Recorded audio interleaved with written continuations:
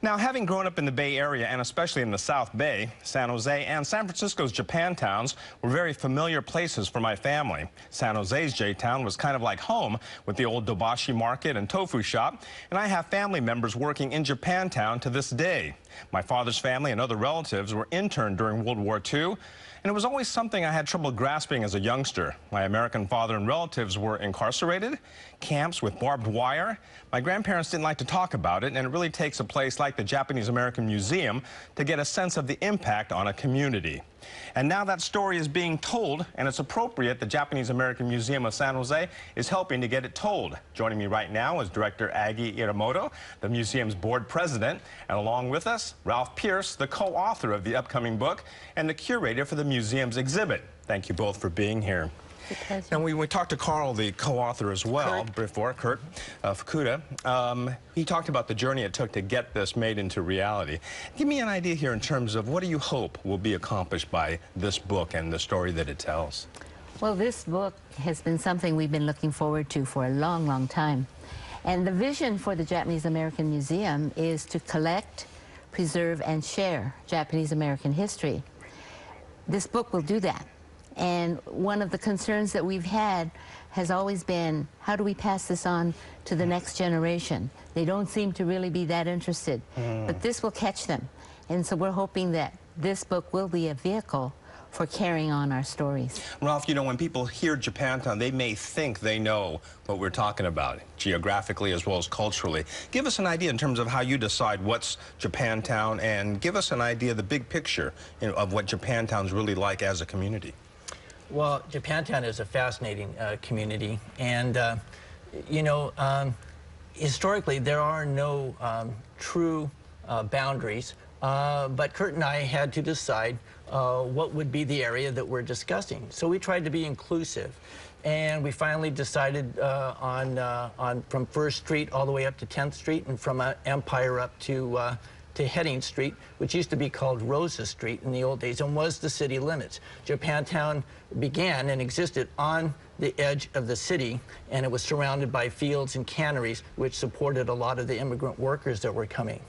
And also, the area that's north of the residential community that's north of the business district that we normally think of as Japantown, after the war was filled with Japanese Americans returning to the valley, or even people who were coming from some of the other smaller outlying communities that no longer felt welcome there, or returning for the work, filled this area north of the business district, which really became another important supporting factor to keeping our Japantown thriving and alive, where others diminished over time. Is that sort of the foundation on why San Jose Japantown seems to not only thrive, but it seems to have retained a lot of its authenticity?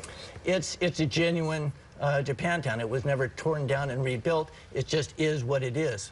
And I think that a lot of the reason is because it wasn't too small, and yet it wasn't too big. The city wasn't looking to demolish it and rebuild. It was just kind of left alone. And so I kind of think of it as being, from the outskirts of town to a jewel in the crown. It's an area, a community that was once ostracized, and yet now a very treasured community within the city that the city's proud of. We host Japantown walking tours as a museum, and many of the visitors have said exactly what Ralph commented on right now. It just feels so real, not plastic. And they really learn a lot in terms of the historic buildings and the long history that our Japantown holds. I know, I think that when I was growing up, I felt that too. Like I said, it was like a home family atmosphere, and they've never commercialized that, really. And it's not a Japan town, it's a Japanese American town. And a lot of my Japanese friends have commented on that. It doesn't look Japanese, it looks Japanese American, and that's a culture in and of itself. Absolutely. However, we were talking a little bit earlier about how diverse the community is. A lot of people here in Japantown, they might think Japanese only, but you were telling me there's quite a bit, and I've noted as well, there's quite a bit of diversity there, isn't there? It's not an ethnocentric Japanese area, and we're proud of the diversity, and we're wanting to reach out and work with many of the different organizations. We have a church next door to us that is totally Spanish-speaking, and I have a limited proficiency for Spanish, so I attended one of the services, invited them to come over, and there are two black churches on 6th Street. The latest one is the Ethiopian Church, which occupies what is the Akita Hall. And so we just feel really good about the diversity, and we want to make sure that everyone is more aware of each other's ethnic background and become more appreciative. And you get that mix of influences, right? Yes. Yeah. Do you feel as though this book is going to be able to tell everything that you want to say? Well, I mean, you know, history is this much in this book, and the book is this much. Yeah. You know, and yet you can feel how heavy it is. We were very aware that there was a lot of history that we weren't going to be able to include, and we apologize for that. Yeah, we really wanted to put in as much as we possibly could.